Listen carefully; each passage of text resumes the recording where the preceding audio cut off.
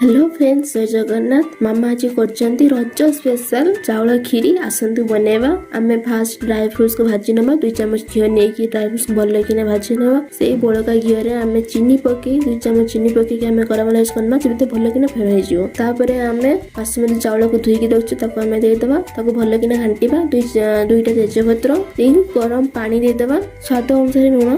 तापरे आमे ताको छाडिबा 2-3टा सिटी पे छाड़ देबा।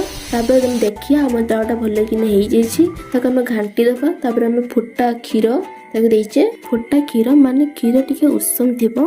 खीरी फुटी गला पर आम 3टी गुजराती गुंड कर पकेदबा। आपण स्वाद अनुसार चीनी देबे। आमर 2 चम्मच चीनी लागिचे। खीरी आमर 100% टू 80% हेलानी। तापर आम दे देबा आमर मिल्कमेड भजा ड्राई फ्रूट्स पकेदबा। खीरीटा पूरा हो गला पर लास्ट को एंड को आपण पके मिल्कमेडटा। तापर आम गरमा गरम खीरी रेडी हो गला। वीडियो भल लगथि लाइक सब्सक्राइब करिया को भूलिबेनी। बाय।